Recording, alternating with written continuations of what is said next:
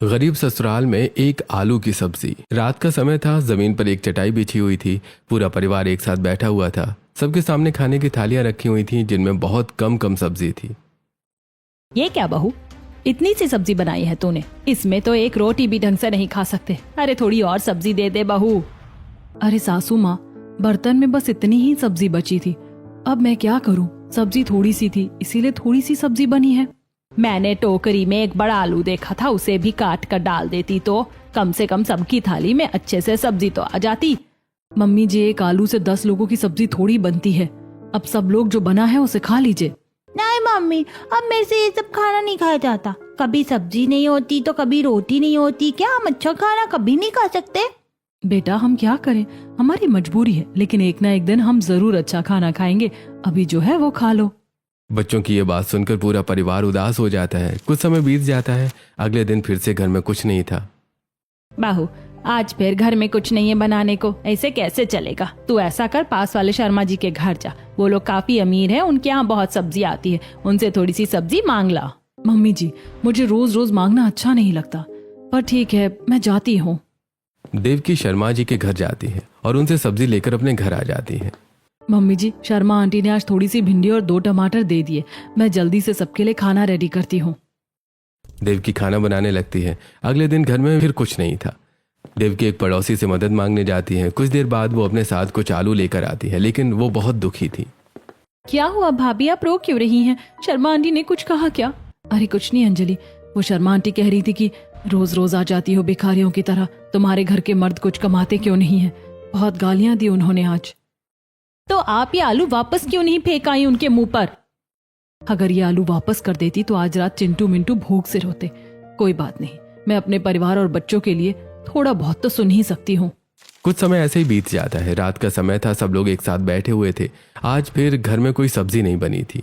बहू, आज फिर सूखी रोटी। जाना किसी पड़ोसी से थोड़ा कुछ मांग ला, ऐसे रूखी सूखी रोटी कैसे खाई जाएगी?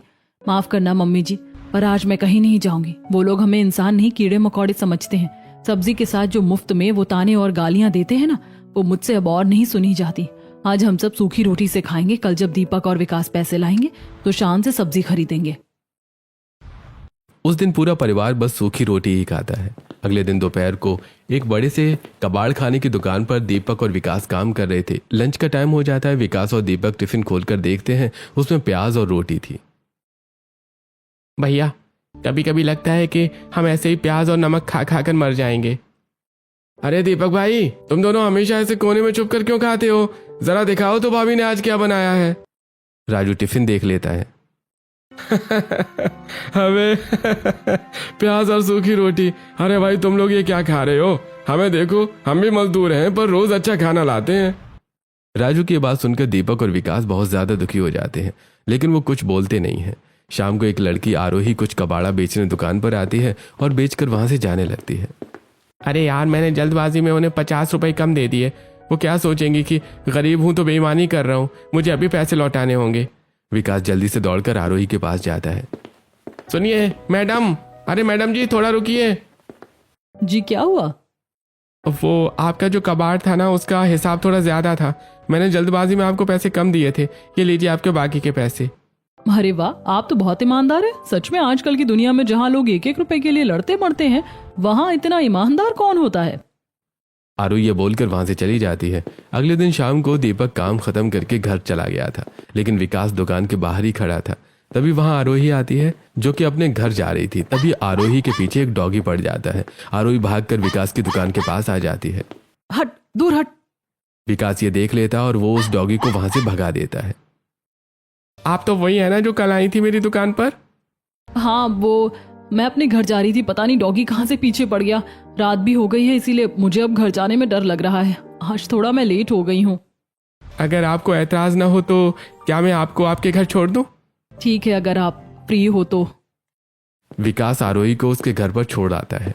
1-2 दिन वो ऐसे ही बीत जाते हैं। दोपहर का समय था। आरोही विकास के घर के सामने से गुजर रही थी, तभी अचानक आरोही चक्कर खाकर गिर जाती है।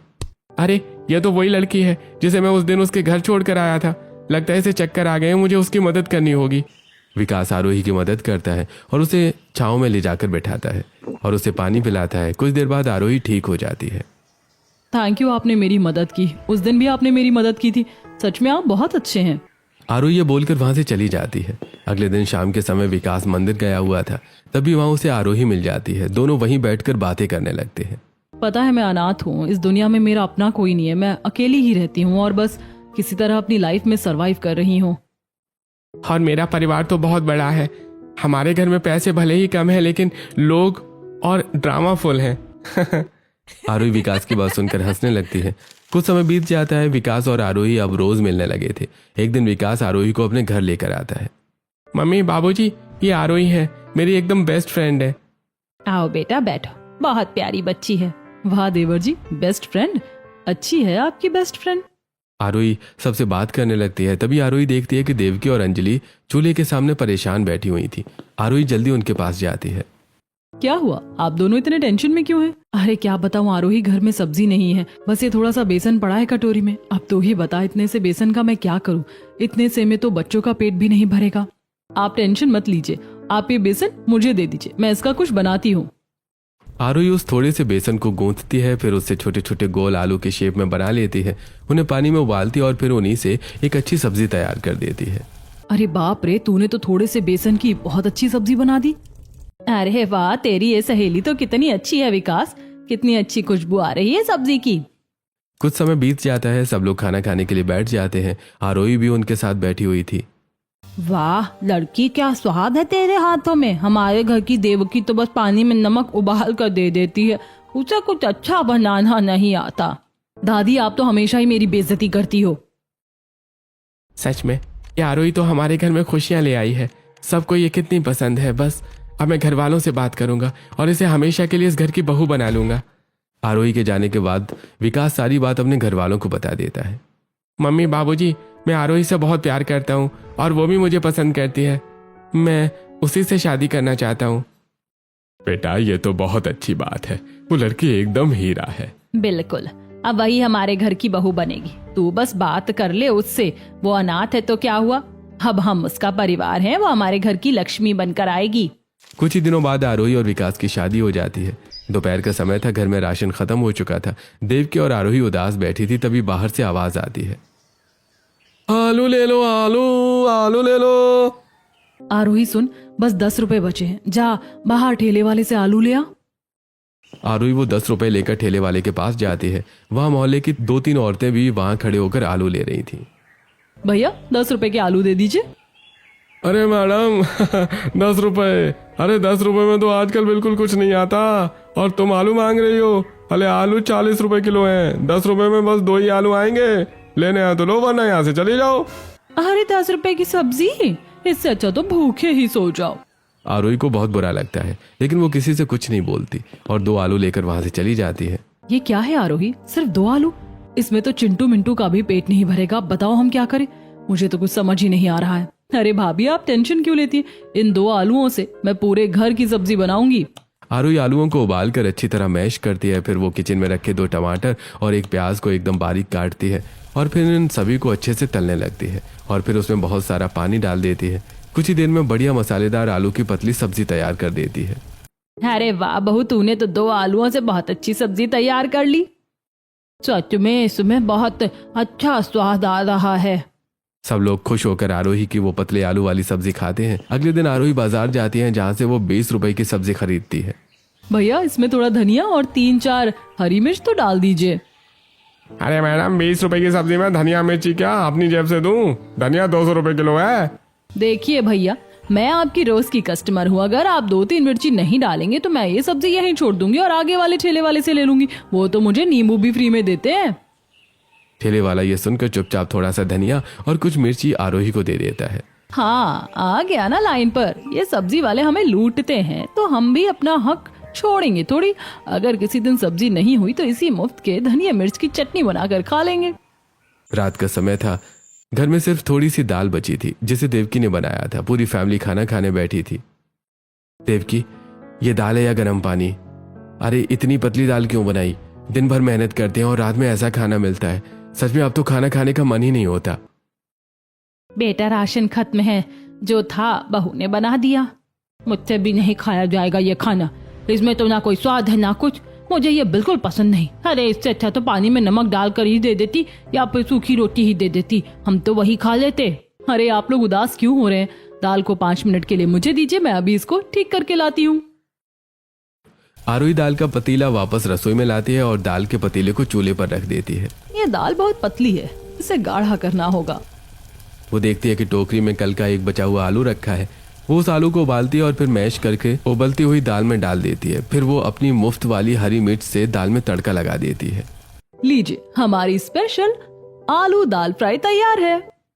अरे वाह, ये तो एकदम गाढ़ी और मजेदार हो गई। सच में इसका तो टेस्ट ही पूरा बदल गया है। मजा आ गया इसे खाकर। मान गया आरोही तेरी कारीगिरी को। कुछ दिनों बाद देवकी और आरोही 50 रुपए लेकर बाजार में सब्जियां लेने गई थी। भैया क्या बोल रहे हो? आलू 60 रुपए किलो, परसों तो 30 रुपए के थे। भाभी जी, पीछे से माल नहीं आ रहा है, लेना है तो लो वरना आगे बढ़ो। 50 रुपए में तो अब थोड़ी बहुत सब्जी आएगी, वरना आएगी नहीं। सब्जियां बहुत महंगी हो गई हैं। भैया वो जो साइड में कटी फटी और खराब सब्जियां रखी हैं, वो मुझे 50 रुपए में दे दोगे? ठेले वाला वो खराब और सड़ी हुई सब्जियों का ढेर, जिसमें कुछ दागी आलू, चिपके पिचके हुए टमाटर और गोभी थी, वो 50 रुपए में आरोही को दे देता है। जेठानी जी, ये सब्जियां दिखने में खराब है, लेकिन असल में ये बस थोड़ी गंदी हो गई हैं। घर जाकर हम अगर इसे अच्छे से साफ करेंगे तो ये अच्छी लगने लगेंगी और हमारा काम भी चल जाएगा। और देखो कम पैसों में कितनी सब्जियां आ गई। रात का समय हो जाता है। आरोही खराब सब्जियों में से अच्छी अच्छी सब्जियां निकाल रही थी, तभी सुनीता जी वहां आ जाती हैं। अरे मैंने तुझे अच्छे खासे पैसे दिए थे, 50 रुपए में अच्छी खासी सब्जी आ जाती और तू ये सड़ी गली सब्जी उठा लाई। कौन खाएगा इसे? तभी आरोही सब्जियों को काट कर देखती है, वो पूरी सब्जियां अंदर से खराब थी। ये देखकर आरोही दुखी हो जाती है। पड़ गई तेरे कलेजे को ठंडक। देख, पूरे पैसे बर्बाद हो गए तेरी वजह से। अब आज रात कोई सब्जी नहीं बनेगी, सब लोग आज फिर से वही नमक रोटी खाएंगे। माँ जी, मैंने तो सोचा था कि सब्जियां अंदर से ठीक होंगी, लेकिन मुझे नहीं पता था कि ये सब्जियां अंदर से भी खराब होंगी। रात हो जाती है। रात को सब लोग नमक रोटी खाते हैं। अरे आरोही, ये क्या है? कोई सब्जी क्यों नहीं बनाई? बेटा, बहू को मैंने 50 रुपए दिए थे और वो उन पैसों से खराब सब्जियां खरीद कर ले आई थी। उसने सोचा कि सब्जी अंदर से अच्छी होगी, लेकिन अंदर से भी खराब निकली। क्या करें, एक तो गरीबी, ऊपर से ये महंगाई। इसे ही कहते हैं गरीबी में आटा गीला। बेचारी बहू ने सोचा कि थोड़ी सब्जी ज्यादा आ जाएगी, इसीलिए वो ये सब्जियां ले आई, लेकिन उसे क्या पता था कि सब्जियां अंदर से भी खराब होंगी। अगली सुबह आरोही घर के बाहर बैठी हुई थी और वो बहुत उदास थी। आज घर में फिर से कुछ पकाने को नहीं है। अब मैं क्या करूं? पैसे भी नहीं है घर में। तभी एक पड़ोसन अपने घर के बाहर सब्जी का एक बर्तन लेकर आती है और उसे डस्टबिन में फेंकने लगती है। अरे ये कल रात की सब्जी है, पास ही हो गई, इसे फेंक देती हूँ, आज फ्रेश सब्जी बनाऊंगी। आरोही ये सब देखकर बहुत हैरान रह जाती है। दुनिया भी कितनी अजीब है ना। एक तरफ लोग इतनी सारी अच्छी सब्जी डस्टबिन में फेंक रहे हैं क्योंकि उनके पास बहुत है, और दूसरी तरफ हम लोग हैं जो सब्जी खाने के लिए तरस रहे हैं। काश ये सब्जी उन्होंने हमें दे दी होती तो आज हम लोग सब्जी से रोटी खा लेते। इन लोगों को खाने की बिल्कुल कद्र नहीं है। रात हो जाती है। घर में कोई सब्जी नहीं बनी थी। देवकी सबको रोटी और प्याज नमक दे देती है। लो सब लोग खा लो, आज बस यही है, सूखी रोटी, कच्चा प्याज और नमक। सभी हैरान होकर खाने को देख रहे थे। आरोही देखती है कि बच्चे भी खाना नहीं खा रहे हैं। अरे ये सूखी रोटी थोड़ी है, ये तो दुनिया का सबसे टेस्टी खाना है। देखो, प्याज को काटो, धोकर उस पर हल्का सा नमक छिड़को और फिर रोटी के साथ खाओ। और हाँ, सब लोग अपनी आंखें बंद करो और इमेजिन करो कि ये प्याज नहीं कढ़ाई पनीर की सब्जी है। कसम से टेस्ट एकदम पनीर वाला आएगा। मम्मी, चाची सही कह रही है। अगर हम प्याज और नमक को प्याज नमक ना समझते हुए अच्छी सब्जी समझे तो हमें वैसा ही टेस्ट आएगा। मुझे पता है आरोही कि तू ये बच्चों को खाना खिलाने के लिए बोल रही है, पर कोई नहीं, मेरे बच्चे खाना खा रहे हैं, मुझे इसी बात की खुशी है। बच्चों को खुश होकर खाना खाते हुए देखकर सब लोग खाने लगते हैं। देखिए, हम लोग आज प्याज रोटी खा रहे हैं तो हमें लग रहा है कि हम बहुत करीब हैं, पर पता है दुनिया में कितने लोग ऐसे हैं जिन्हें आज रात को ये प्याज और नमक वाली रोटी भी नसीब नहीं हुई होगी।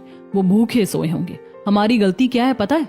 अगर हमारे पास साइकिल है ना, तो हम कार वाले को देखकर रोते हैं कि हम गरीब हैं, पर अगर हम उस इंसान को देखें जिसके पास साइकिल भी नहीं है तो हमें समझ आएगा कि हम कितने अमीर हैं।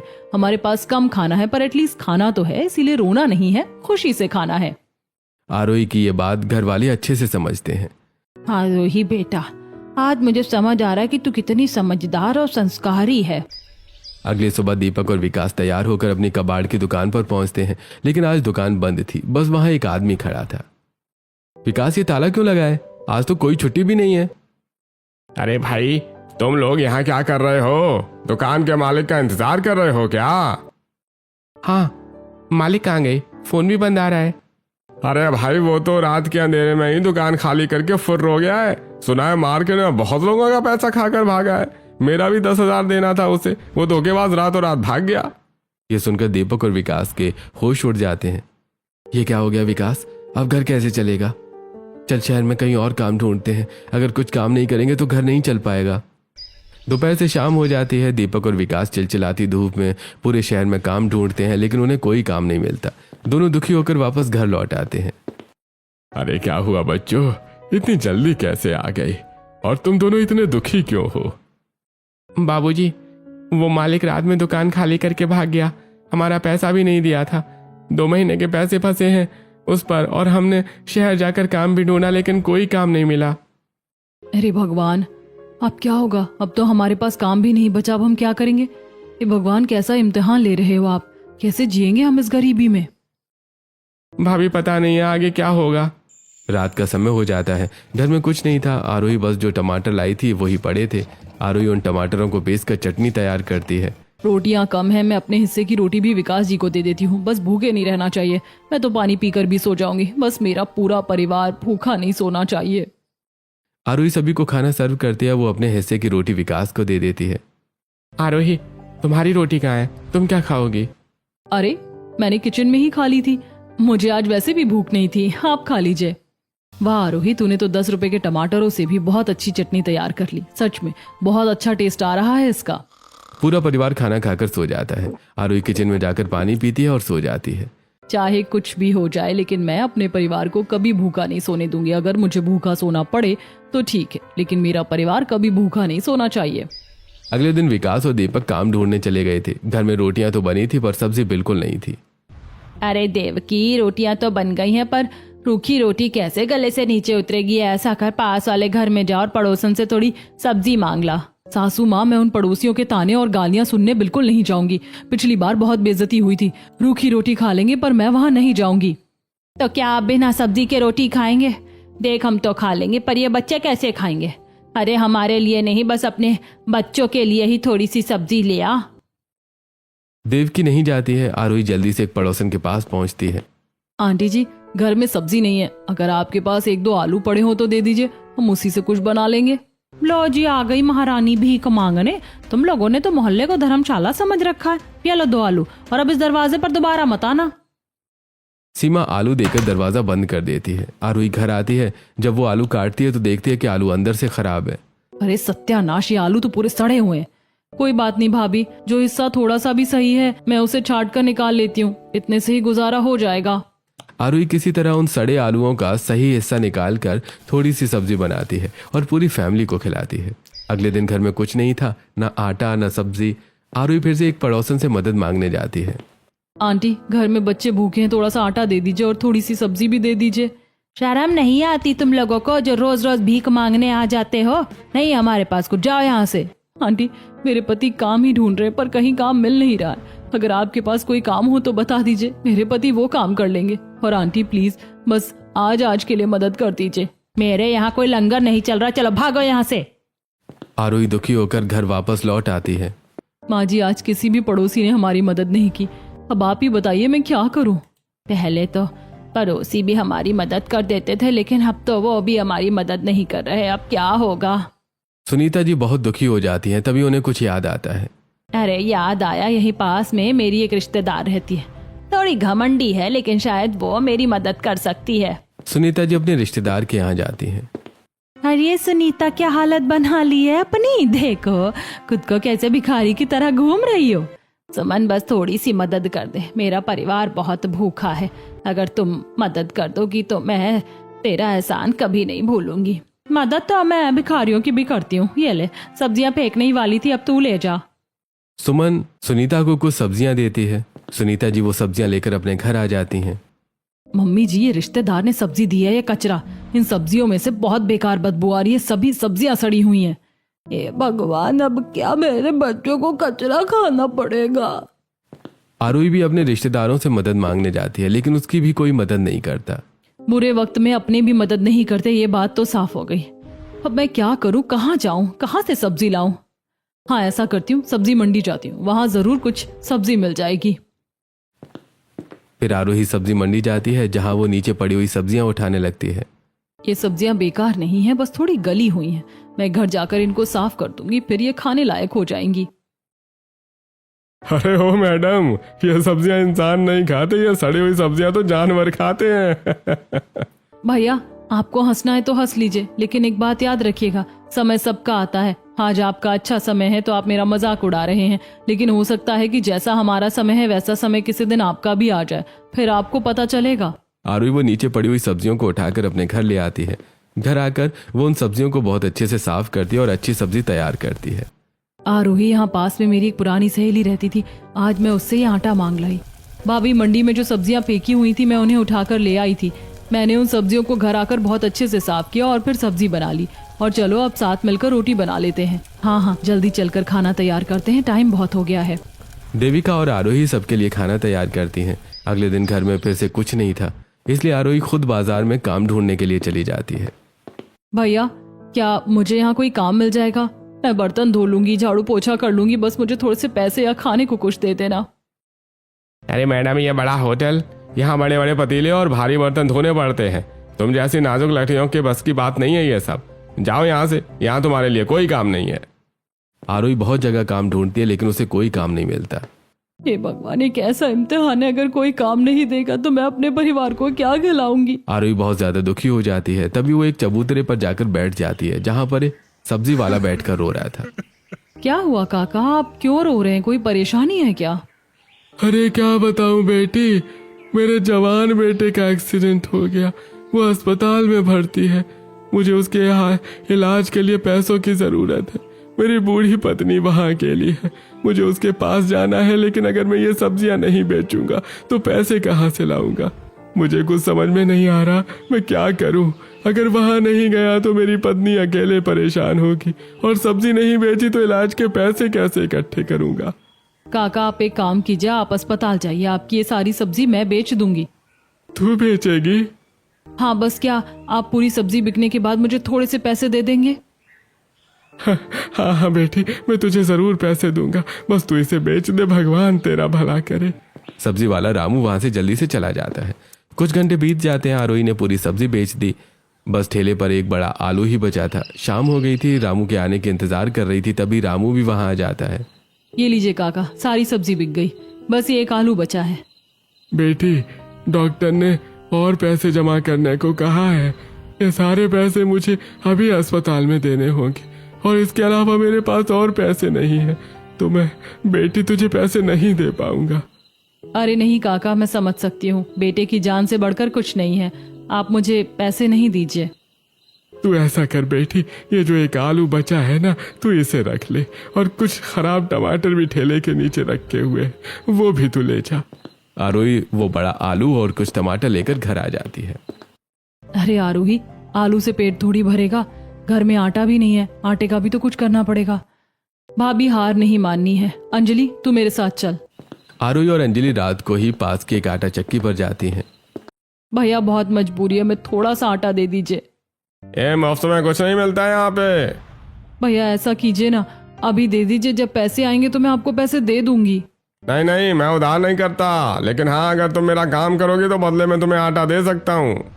ठीक है, आप बस काम बताइए, मैं करने के लिए तैयार हूँ। देखो, मेरे पास ना तो 2 गेहूं की बोरियां रखी है ना, जिनमें बहुत मिट्टी और कंकड़ हैं। अगर तुम उन्हें साफ कर दोगे तो मैं तुम्हें आटा दे दूंगा। ठीक है, हम दोनों मिलकर गेहूं साफ कर देंगे, बस आप आटा दे देना। आरोही और अंजलि जल्दी से गेहूं साफ करने में लग जाती हैं। चक्की वाला सही बोल रहा था, गेहूं में बहुत ज्यादा मिट्टी और कंकड़ है। हाँ, इन्हें साफ करने में बहुत मेहनत लग रही है। मेहनत तो करनी ही होगी अगर आटा लेना है तो। कुछ घंटे बाद आरोही और अंजलि गेहूं साफ कर देती हैं। अरे वाह, तुम दोनों तो बहुत काम जल्दी खत्म कर दिया, और गेहूं भी एकदम साफ दिख रहे हैं। चक्की वाला खुश होकर आरोही और अंजलि को आटा दे देता है। आरोही और अंजलि आटा लेकर घर आ जाती है। आरोही, तूने आटे और सब्जी की जुगाड़ कर ली, पर मुझे एक बात समझ में नहीं आ रही, आलू तो बस एक ही है, फिर तू एक आलू की सब्जी हम सबके लिए कैसे बनाएगी? भाभी, आप बस देखते जाइए, इसे एक आलू से ही सबका पेट भरेगा। आरोही आलू को बहुत बारीक काटती है और फिर सब्जी बनाने लगती है। वो सब्जी में बहुत सारा पानी डाल देती है। अरे बाप रे, तूने तो पूरी सब्जी बेकार कर दी। अरे एक आलू की सब्जी में इतना पानी क्यों डाल दिया? मम्मी जी, आप थोड़ा सब्र रखिए, सब अच्छा ही होगा। आरोही एक डिब्बा खोलती है जिसके अंदर बेसन था। हाँ, अगर मैं ये थोड़ा सा बेसन भूनकर इस पानी में मिला दूं तो ये ग्रेवी एकदम गाढ़ी हो जाएगी। आरोही बेसन डालकर सब्जी को गाढ़ा करती है। अरे हाँ, वो ठेले वाले ने जो टमाटर दिए थे वो रखे हुए हैं, उनका अच्छा खासा हिस्सा काट कर सब्जी में डाल देती हूँ, सब्जी और अच्छी बन जाएगी। आरोही वो थोड़े से टमाटर की सब्जी में डाल देती है जिससे सब्जी और ज्यादा गाढ़ी और अच्छी बन जाती है। सब्जी तैयार होने के बाद आरोही सबको खाना सर्व करती है। सच कहूँ बहू, मुझे तो अपनी आंखों पर यकीन नहीं हो रहा। तेरी जेठानी देवकी से तो एक आलू की सब्जी नहीं बनती थी और तूने एक आलू से पूरे परिवार के लिए सब्जी बना दी। देख तो जरा कितनी अच्छी लग रही है तेरी बनाई हुई सब्जी। सच में तूने तो कमाल कर दिया। मम्मी जी कुछ भी कहो, आरोही तो किचन की मैजिशियन निकली। सच में आरोही, इस एक आलू से तूने बहुत अच्छी सब्जी तैयार कर ली। अरे वाह बहू, मजा आ गया। सही कहा बाबूजी। चिंटू मिंटू देखो चाची ने कितनी अच्छी सब्जी बनाई है, आप तो पेट भर के खाओ। सब लोग अच्छे से खाना खाते हैं। आरोही अपना हिस्सा भी अपने घर वालों को दे देती है और खुद थोड़ी सी सब्जी और एक छोटी रोटी खा लेती है। खाना खाने के बाद सब फिर से उदास हो जाते हैं। चलो आज का तो गुजारा हो गया, लेकिन कल क्या करेंगे? ऐसे तो रोज रोज नहीं चलेगा, कुछ तो काम करना ही होगा। बाजार में काम ढूंढ ढूंढ कर परेशान हो गए हैं, लेकिन कोई काम नहीं मिल रहा है। तभी वहां विकास और दीपक का मालिक लाला आ जाता है। ओए लाला, तू यहाँ क्या कर रहा है? दुकान बंद करके रात को भाग गया था ना तू? हमारे खून पसीने के पैसे कहाँ हैं? तुझे शर्म नहीं आई हमारे पैसे लेकर भागते हुए? अरे भाई शांत हो जाओ, पहले मेरी बात तो सुनो। मैं कहीं नहीं भागा था, मैं शहर के पास एक बड़ी फैक्ट्री का सेटअप देखने गया था। व्यापार बढ़ाना था, इसलिए सब गुपचुप करना पड़ा। अरे लाला जी, दीपक और विकास ने मुझे बताया था कि जब तुम दुकान पर गए थे तब वहां उन्हें एक आदमी मिला जो बोल रहा था कि आप दुकान खाली करके भाग गए हैं सबके पैसे लेकर। ये बात उन्होंने मुझे बताई थी। हम तो यही सोच रहे थे कि आप भाग गए हैं सच में। अरे भाई हरीश भाई, वो मेरी दुकान है, वो तो चाहता ही है कि मेरे वफादार मजदूर मुझे छोड़ के चले जाएं। अरे तुम लोगों ने उस पर यकीन कैसे कर लिया? मैं तो तुम लोगों के पैसे देने ही आया हूँ। ये लो तुम्हारी पूरी सैलरी। लाला जी दीपक और विकास को उनकी सैलरी दे देता है। विकास दीपक, कोई बात नहीं, गलतफहमी सबको हो जाती है। अब मेरी बात सुनो, मैंने शहर के बाहर एक बड़ी कबाड़ रिसाइकलिंग फैक्ट्री शुरू की है। फैक्ट्री मतलब हमारे लिए भी काम होगा वहां पे? अरे भाई बिल्कुल, तुम दोनों मेरे सबसे मेहनती लड़के हो, तुम दोनों के लिए यहाँ परमानेंट नौकरी है। और ये लो, ये काम का एडवांस भी रख लो। फैक्ट्री 1-2 दिन में शुरू हो रही है, टाइम से पहुंच जाना। भगवान भला करे लाला जी आपका। अरे अरे नहीं सुनीता जी, ये इनकी मेहनत का फल है भाई। अच्छा मैं चलता हूँ, बहुत काम है। लाला जी ये बोलकर वहां से चले जाते हैं। देखा मम्मी जी, भगवान हमारी परीक्षा ले रहे थे। शायद वो देखना चाहते थे कि हम मुश्किल वक्त में टूटते हैं या एक साथ रहते हैं। अब हमारी परीक्षा खत्म हो गई है। आरोही, तेरी इस हिम्मत और समझदारी ने ही हमें जोड़े रखा, वरना हम तो कब के हिम्मत हार चुके थे। आरोही तुम सच में सबसे महान हो। देखो अब तो हमारे पास बहुत अच्छे खासे पैसे आ गए हैं। अब तो कल सुबह सबसे पहले घर में राशन आएगा। और आरोही, कल तो तू आलू की पूरी 1 बोरी ही मंगवा लेना। अब हम कल से अच्छा खाना खाएंगे। सही कहा भाभी, अब तो पेट भर के खाना खाएंगे। ये बहू नहीं, साक्षात लक्ष्मी है हमारे घर की। इसके आने के बाद सब कुछ बहुत बदल गया है। पूरा परिवार बहुत ज्यादा खुश हो जाता है। अगले दिन घर में बहुत सारा अच्छा खाना बनता है और पूरा परिवार एक साथ बैठकर अच्छा खाना खाता है और खुश होता है।